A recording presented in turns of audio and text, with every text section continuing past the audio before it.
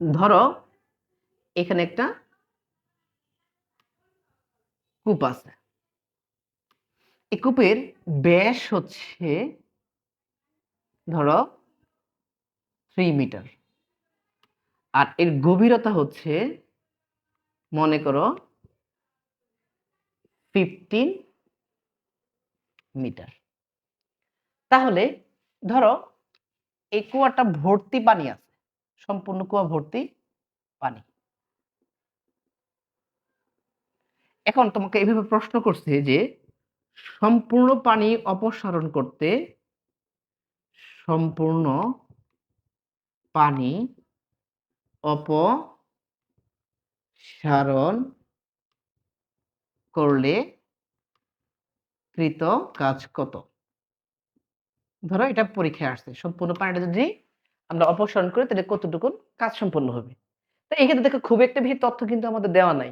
সে just কুয়ার ব্যাসটা দিছে আর কুয়ার উচ্চতাটা দেওয়া আছে। তো এই ছোট্ট একটু তথ্য দিয়ে তোমাকে বলবে যে সম্পূর্ণ কুয়ার পানিটা যদি খালি করা হয় তাহলে কৃত কাজ কত আসবে। তা আসো অঙ্কটা করার চেষ্টা করি। তো এর তথ্য হচ্ছে কি কি দেওয়া আছে আমার লিখে নাও। দেওয়া আছে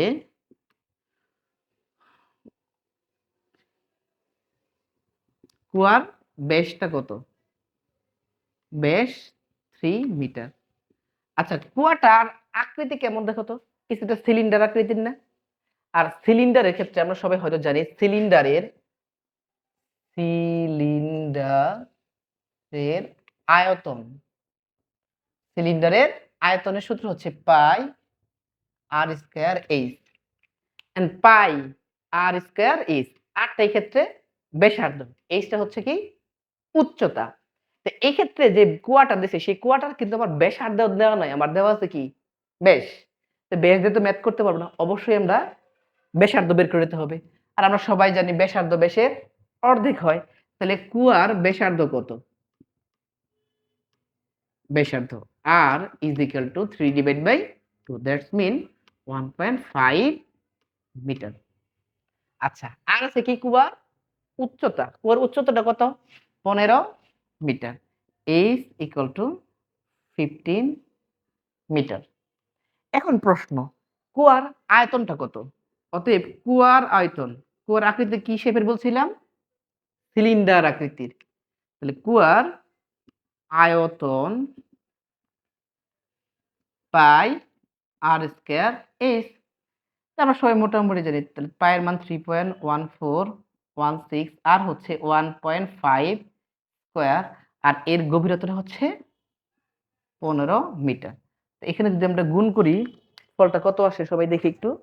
সবাই ক্যালকুলেটর দিয়ে করার চেষ্টা করো। 3.1416 ইন্টু 1.5 স্কয়ার ইন্টু 15 আসছে হচ্ছে 106 106.029 আয়তনের একক মিটার কিউব। আচ্ছা যদি একটু বুঝে থাকো তাহলে পরবর্তীতে খেয়াল করার চেষ্টা করো। আমরা জানি কুয়া পানির ঘনত্ব কত? কুয়াতে অবশ্যই মিষ্টি পানি আছে, খাবার যোগ্য পানি। তে আমরা জানি পানির ঘনত্ব rho is equal 1000 KG per metre cube.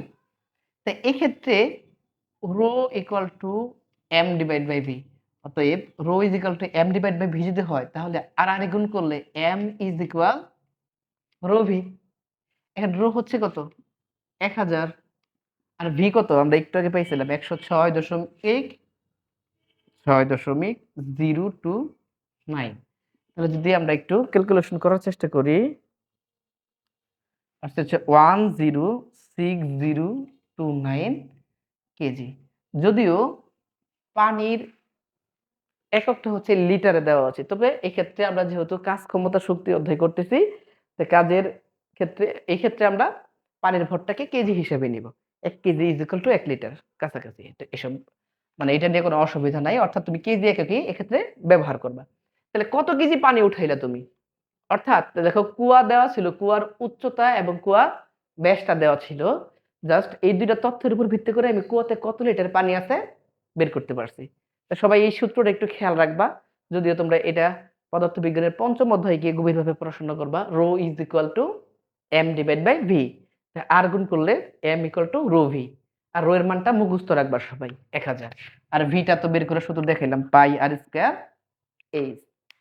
এবার আসো আরেকটা কনসেপ্ট সম্পর্কে খুব একটু ভালো করে আইডিয়া নেওয়ার চেষ্টা করো।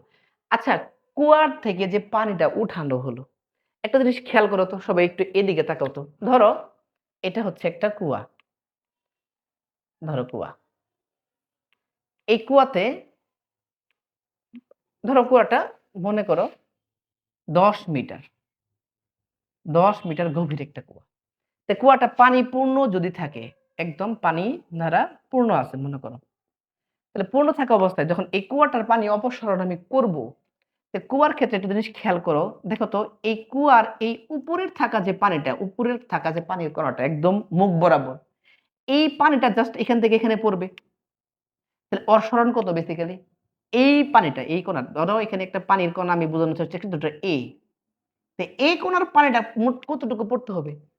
ও তো একদম উপরে আছে, জাস্ট এখান থেকে এখানে পড়বে। তো ওর তো কোনো সরণই ঘটলো না, উপর দিকে উঠলোই না, জাস্ট এখান থেকে এখানে নিচে পড়লো। ওর সরণ কত? 0।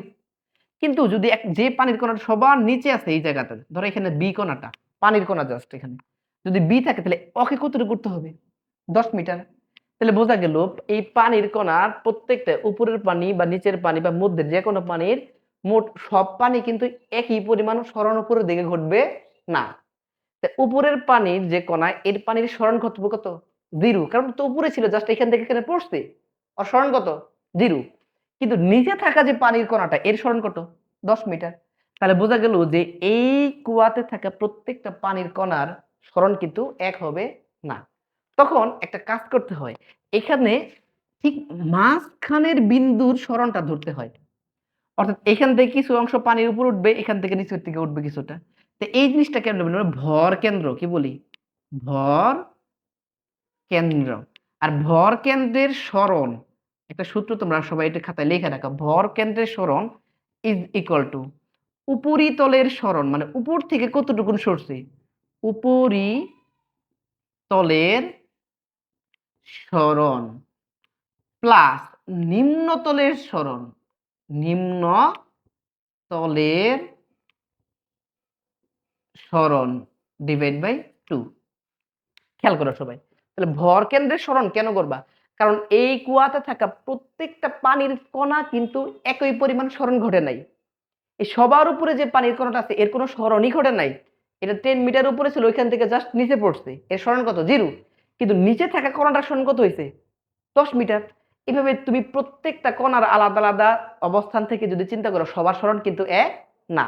তখন আমরা কোন সরণটাকে ব্যবহার করব? ভর কেন্দ্রের সরণটা, ভর কেন্দ্রের সরণ। আর ভর কেন্দ্রের সরণের সূত্রটা কি লিখে দিলাম? উপরিতলের সরণ প্লাস নিম্নতলের সরণ ডিভাইড বাই 2। তো এই সূত্র যদি এইখানে অ্যাপ্লাই করি, কারণ এইটা তো সেম কুয়া, এই কুয়ার ক্ষেত্রেও তুমি যদি বলো এই উপরের পানির যে কণাটা, এটার সরণ ঘটবে না, এটার সরণ তো ওইখানে আছে, ওইখান থেকে জাস্ট পড়বে 0 মিটার। নিচে থাকা যে কণাটা, এর সরণ ঘটবে কত মিটার? 15 মিটার। তাহলে আমরা কোন সরণটাকে নিব? আমরা বেসিক্যালি নিব ভর কেন্দ্রের সরণ। কোন সরণটা ব্যবহার করব? ভর কেন্দ্রের সরণ। তাহলে এই ক্ষেত্রে যদি আমি প্রশ্ন এইখান থেকে টানার চেষ্টা করি, এটা মুছে দিই, এটা সবাই একটু খাতার কোণায় লিখে রাখতে পারো, অথবা ম্যাথের মধ্যে লিখে দিব, এটা সবাই লিখে নিবা।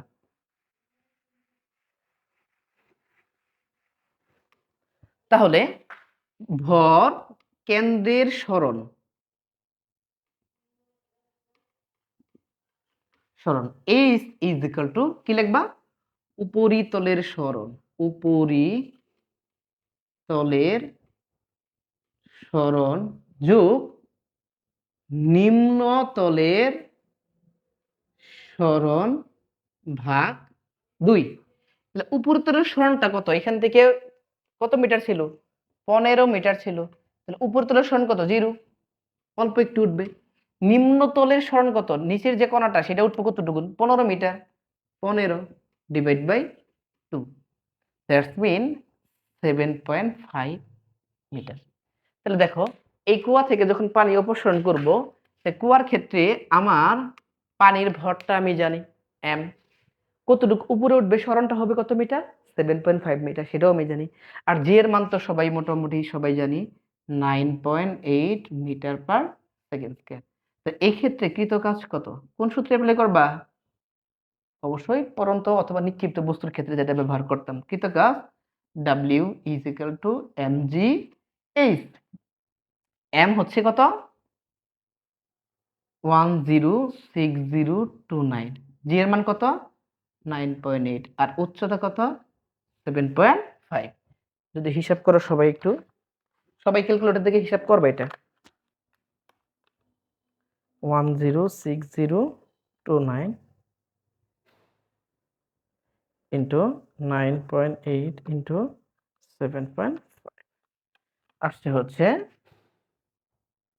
779313.5 জুল। আশা করি সবাই ম্যাথটা বুঝতে পারছো। এইভাবে কুয়ার ক্ষেত্রে যদি পানি উত্তোলনের বিষয়টা আসে, তখন তোমার কুয়াতে কত লিটার পানি আছে সেটাও সম্ভবত দিবে না, অথবা এই ভর কেন্দ্রের সরণটা, এটা কিন্তু অধিকাংশ স্টুডেন্ট ভুল করে। সবাই 15 মিটার ধরে অঙ্ক করে, কিন্তু প্রকৃতপক্ষে কিন্তু সবগুলো পানির অণুর সরণ 15 মিটার হবে না। সবাই এই ভর কেন্দ্রের সরণটা সবাই একটু ভালো করে খেয়াল রাখবা। 15 মিটার ব্যবহার করবা না, তোমরা এইভাবে করবা। ওকে? আশা করি সবাই বুঝতে পারছো। তবে এখানে একটা ঝামেলার জায়গা আছে। যদি এই ম্যাথটাই এই কুয়াটা সম্পূর্ণটা ভরা না থাকতো, ধরো কুয়ার মধ্যে সম্পূর্ণ পানি তো নাও থাকতে পারে, কিছু অংশ ফাঁকাও থাকতে পারে, দেন ম্যাথটা কেমনে করতা? আচ্ছা, এটা সবাই একটু খাতায় উঠায় নিও। আমি এখানে কিছুটা পরিবর্তন করে তোমাদের বোঝানোর চেষ্টা করি। ধরো এই ম্যাথটাই আছে, তখন তোমার কি হতো? ধরো উদাহরণস্বরূপ এখানে পুরো পানিটা নাই, ধরো পুরো কুয়াটা পানিতে পূর্ণ নয়, ধরো এখানে 7 মিটার পানি আছে উদাহরণস্বরূপ। তাহলে 7 মিটার পানি যদি থাকে, তখন কুয়ার আয়তন বের করতে যখন এইচটা ব্যবহার করতাম, ওইটাকে আমি পুরো ক ব্যবহার করব? আমার পানি তো আছে 7 মিটারে, তাহলে আমি পুরো 15 ব্যবহার করলে তো 15 মিটারের পানির ভরটা আসবে। কিন্তু এখানে যেহেতু 7 মিটারে পানি আছে, অবশ্যই তাহলে আমি উচ্চতার ক্ষেত্রে এই জায়গাতে যখন কুয়ার আয়তন বের করব, সরি কুয়ার আয়তন বলতে পুরোটার আয়তন বের করে আমি এই আয়তনটুকু ধরবো, কারণ পানি আমার এইটুকুর মধ্যে আছে, এই 7 মিটারের মধ্যে আমার পানি আছে। তাহলে আমরা যখন ওইখানে ম্যাথটা করব, ওইখানে পুরো কুয়াটা না ধরে আমি এই 7 মিটার ধরবো, কেননা পানি তো আমার এই পর্যন্ত, এখানে তো ফাঁকা জায়গা, ওই আয়তনে তোমার পানিই নাই। সুতরাং যে অংশের মধ্যে পানি আছে ওইটুকু আমরা কনসিডার করব। তখন আমার এই জায়গায় 15-র পরিবর্তে আসবে কত? 7। দ্যাটস মিন এখানে আসবে হচ্ছে 7। তখন ম্যাথটা একটু করে দেখার চেষ্টা করি যে কত আসে।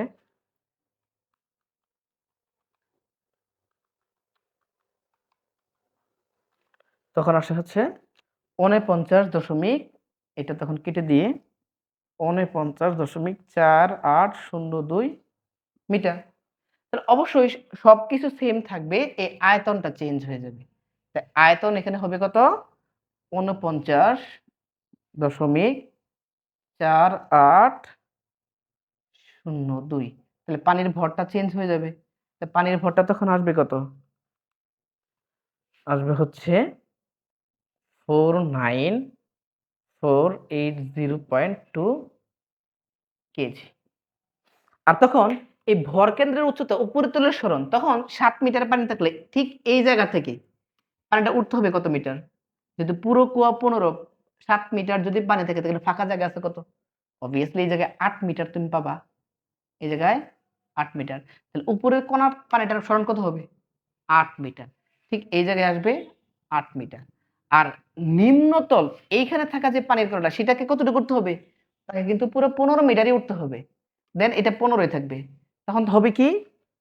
15 যোগ 8 ভাগ 2, দ্যাটস মিন 11.5। 11.5 মিটার। আর তখন কৃত কাজ আসবে কি? W = mgh। তাহলে এখানে প্রায় সব অধিকাংশই পরিবর্তন হবে জি ব্যতীত। তাহলে তখন আমার ম্যাথটা হয়ে যাবে উপরতলের, আচ্ছা m কত কেজি?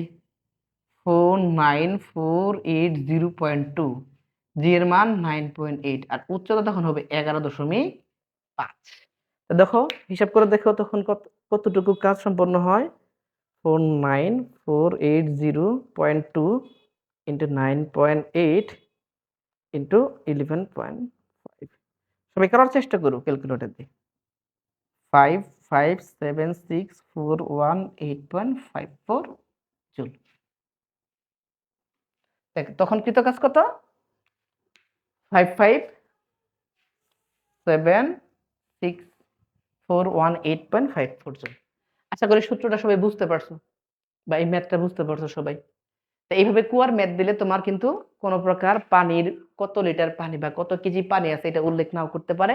আর অবশ্যই খুব গুরুত্ব দিয়ে ভর কেন্দ্রের সরণটা সবাই দেখার চেষ্টা করবা। আশা করি কাজ সম্পর্কে তোমাদের কোনো প্রশ্ন থাকলে প্রশ্ন কমেন্টের মাধ্যমে জানাবা। আমি ইনশাআল্লাহ নেক্সট কোনো একটা ভিডিওতে হয়তোবা এর সমাধান দেওয়ার চেষ্টা করব। সবাই ভালো থাকো। আসসালামু আলাইকুম।